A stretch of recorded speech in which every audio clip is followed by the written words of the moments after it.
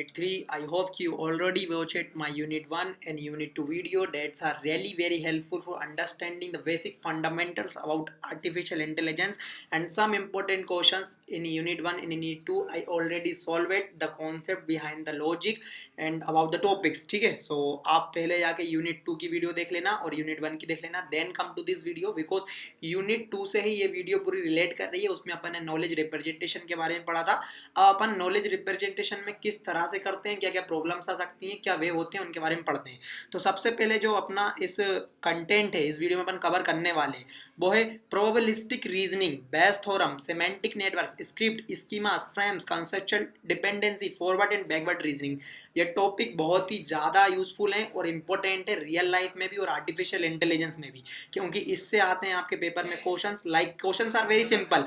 What are the difference between forward and backward reasoning, explain करो in 3 terms को. Bayes theorem क्या होती है, बेस थ्योरम की एप्लीकेशंस क्या क्या हैं और अनसर्टेनिटी कॉजेस क्या होते हैं एआई में. सो चलते हैं, अपन करते हैं वीडियो को स्टार्ट. आप जाके देख लेना पहले वीडियो नंबर 1. अब समझो प्रोबेबिलिस्टिक रीजनिंग क्या है. तो यदि मैं सिंपल भाषा में बोलूं तो ये एक टेक्निक है नॉलेज को रिप्रेजेंट करने के लिए. कौन सी नॉलेज को रिप्रेजेंट करने के लिए? देखो, नॉलेज के 2 टर्म है. पहले तो समझो अनसर्टेनिटी और सर्टेनिटी का मतलब क्या है. सर्टेनिटी का मतलब ये है कि जब आप किसी की चीज के बारे में, किसी थिंग के बारे में बिल्कुल श्योर हो कि हाँ ये ऐसा है तो ऐसा ही होगा, और जब आप किसी चीज के बारे में श्योर नहीं हो तो वो हो गया अनसर्टेनिटी. अनसर्टेनिटी इवेंट हो गया. ठीक है, प्रोबेबिलिटी की बात चल रही है. ठीक है, तो अब कहानी क्या कहती है बाबा. देखो, यदि अपन इसकी डेफिनेशन देखते हैं तो probabilistic reasoning involves calculating probabilities to make prediction और decision in the face of uncertainty events. ठीक है, तो अब यदि रियल लाइफ एग्जांपल की अपन बात करें तो life is full about uncertainty events. अपन को कभी नहीं पता कि लाइफ में कब क्या हो जाए. ठीक है, तो उस नॉलेज को रिप्रेजेंट करने के लिए अपन इस टेक्निक का यूज करते हैं जिसका नाम है प्रोबेबिलिस्टिक रीजनिंग. अब एक चीज और है इसमें कि अपन को प्रोबेबिलिस्टिक रीजनिंग को रिप्रेजेंट करना है तो प्रोबेबिलिटी के फॉर्मूले आएंगे. तो ये 2 इंपॉर्टेंट फॉर्मूले हैं जो मैंने अपनी आईपीएस वाली जो सीरीज थी इसमें मैंने एक्सप्लेन करा था कि प्रोबेबिलिटी यदि बेसिक फॉर्मूला यदि बताऊं किसी इवेंट के लिए तो number of favourable outcomes upon number of total outcomes. यदि एग्जांपल लेते हैं, मान लो एक बॉक्स रखा है, उस बॉक्स के अंदर 2 रेड चिट है और टोटल चिट है 10. ठीक है, 2 रेड है और बाकी सब व्हाइट है. यदि मैं आपसे बोलूं कि आपको अंदर से इसकी वजह से एक पिक करना है एक चिट को, तो बताओ रेड आने की प्रोबेबिलिटी क्या है. तो फेवरेबल आउटकम क्या है, रेड कितने डली है 2 और टोटल कितनी है 10. तो 2/10 is a probability for our picking a red chit. ठीक है, तो छोटा सा एग्जांपल था, आशा करता हूं आपको समझ में आया होगा. और मोर एडवांस प्रोबेबिलिस्टिक रीजनिंग के लिए अपन बेस थ्योरम का यूज करते हैं. बेस थ्योरम का फॉर्मूला होता है ये, यहाँ पे B probability of A belongs to B. इसका मतलब है इवेंट ए की प्रोबेबिलिटी निकाल रहे हैं, इसमें बी इवेंट अपना हो चुका है. ठीक है, probability of B belongs to A dot probability of A अपन प्रोबेबिलिटी ऑफ बी. तो this is the formula behind the Bayes theorem. अब बेस थ्योरम क्या होती है अपन समझते हैं विद द हेल्प ऑफ ये. बेस थ्योरम अपन यूज कर सकते हैं या बेस रूल को अपन यूज कर सकते हैं कंडीशनल प्रोबेबिलिटी. ठीक है, कंडीशन है ना कि होगा कि नहीं होगा. तो अब रियल लाइफ एग्जांपल से देखो, अपने पास प्रोबेबिलिटी क्या निकालनी है, अपन को मैच कैंसिल होने की प्रोबेबिलिटी निकालनी है. तो मैच कैंसिल कब होगा, जब 2 कंडीशन सेटिस्फाई होंगी. कब, या तो पानी गिरेगा, ठीक है, और गिरते मैच में पानी गिरेगा, क्रिकेट मैच चल रहा है, देन यदि पानी होता है, तो इन 2 कंडीशन से अपन फाइंड कर रहे हैं कि प्रोबेबिलिटी क्या निकल रही है कि मैच हो जाएगा कैंसिल. सो ये हो गया आपका प्रोबेबिलिटी रीजनिंग का रियल लाइफ एग्जांपल. डेफिनेशन यहाँ पे हुई. अपन एक टेक्निक है जिसको अपन यूज करते हैं अनसर्टेनिटी इवेंट को रिप्रेजेंट करने के लिए. This concept and this type of content I think कि आपको नीड थी, इसलिए मैं प्रोवाइड कर रहा हूँ. ठीक है, वेरी वेरी सिंपल लैंग्वेज में. अब बेस थ्योरम क्या है, बेस रूल और बेस थ्योरम बात एक ही है. Bayes theorem is a fundamental principle in the probability theory allowing us to update probabilities based on the new events. ठीक है, the formula of Bayes theorem is this, जिसके बारे में discuss कर चुका हूं. अब इसके अपन पढ़ लेते हैं applications.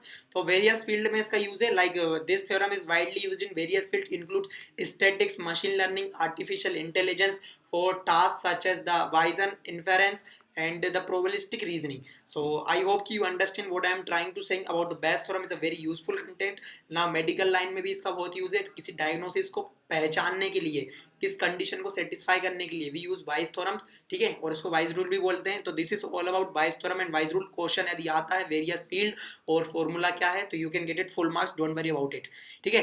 Now I want to talk about what is the semantic network. यदि मैं डेफिनेशन की बात करूं तो what is the semantic network in artificial intelligence. A semantic network is a knowledge representation technique. मैंने क्या बोला कि ये सारी टेक्निक जो अपन पढ़ रहे हैं नॉलेज को रिप्रेजेंट करने के लिए पढ़ रहे हैं। एआई में कैसे क्या क्या मेथड्स होती है नॉलेज को रिप्रेजेंट करने के लिए, ठीक है। तो आप पहले यूनिट 1 देखना, तो आपको एआई के बारे में समझ में आएगा। देन आप देखना नॉलेज क्या होता है यूनिट 2 में। देन आप काम करते हैं यूनिट 3 में। तो यूनिट 3 भी इंपॉर्टेंट है, लेकिन उससे पहले फर्स्ट और सेकंड वीडियो आपको देखना कंपलसरी है। और एक और यहाँ पे चीज बोल रहा हूँ कि डिस्क्रिप्शन में लिंक है हमारे टेलीग्राम चैनल और व्हाट्सएप चैनल को आप ज्वाइन कर लेना, ताकि आपको और यूजफुल अपडेट्स हम देते रहें। अब टेक्निक्स क्या है, नॉलेज रिप्रेजेंटेशन टेक्निक है for organizing and storing the knowledge. अब यहाँ पे सुनना main concept, semantic network are a type of graphical model. क्या है ये, ग्राफिकल मॉडल टेक्निक है that show the relationship between concept and ideas. यहाँ पे object in the way of easy to human understand. Easily understand कराने के लिए AI semantic network का यूज करती है। अब मैं आपको इजीली एक एग्जांपल बताता हूँ किस तरह से अपन इसका यूज करते हैं सिमेंटिक नेटवर्क का। तो यदि मैं रियल लाइफ एग्जांपल दूं तो आपको दो ऑब्जेक्ट दिखाता हूँ, क्या मैंगो दिया मैंने, बनाना दिया। आपने दो एट्रीब्यूट, इनके रिलेशनशिप डिसाइड करेंगे। क्या होगा, बनाने के अंदर भी टेस्ट होगा और कलर होगा, सेम मैंगो के अंदर भी टेस्ट होगा और कलर होगा। यदि रियल लाइफ में देखें तो क्या प्रोसेस रहेगी, सबसे पहले इंफॉर्मेशन को एनालाइज करना, देन एक विजुअलाइजेशन रिप्रेजेंट को चूज करना, एंटिटी मतलब कॉन्सेप्ट, यहाँ पे ये नोड है, ये रिप्रेजेंट कर रहा है नोड, और ये लाइन रिप्रेजेंट कर रही है एजेस को, ठीक है। और रिलेशनशिप का टाइप क्या होने वाला, सिमेंटिक नेटवर्क क्या रिप्रेजेंट करता है, relationship between concept and idea. तो यहाँ पे देखो कॉन्सेप्ट सारा बिलोंग करेगा concept 1, concept 2 and concept 3, and relationship belongs to relationship 1, relationship 2, so they are mutually connected to each other with the help of node and edges, ठीक है।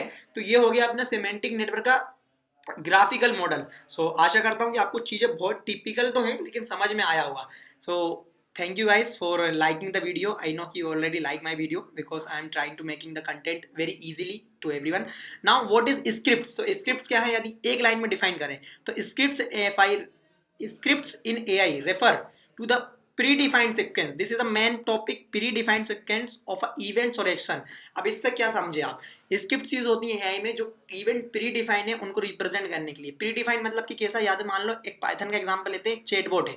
Chatbot के अंदर चीजें पहले से डिफाइन होती है। आपने कभी चैटबॉट से बात करी होगी, किसी बैंकिंग चैटबॉट से या फिर यूजर AI चैटबॉट से, तो आपको पता होगा, ठीक है। क्या क्या डिफाइन है यहाँ पे, यूजर से मैं बोलता हूँ सबसे पहले इंटर योर नेम, ठीक है। तो यहाँ पे यदि नेम एंटर करेगा तो यहाँ पे अपनी AI रिप्रेजेंट करेगी हेलो एंड देन फिर उसका नाम, ठीक है। तो ये चीजें जो है जो प्री डिफाइंड चीजें हैं पहले से डिफाइन कर दिया अपन ने, स्क्रिप्टिंग है, ठीक है। तो this is all about scripting. यहाँ पे एक कॉन्सेप्ट है क्या है, प्री डिफाइंड सीक्वेंस और इवेंट और एक्शन को रिप्रेजेंट करते हैं with the help of scripts.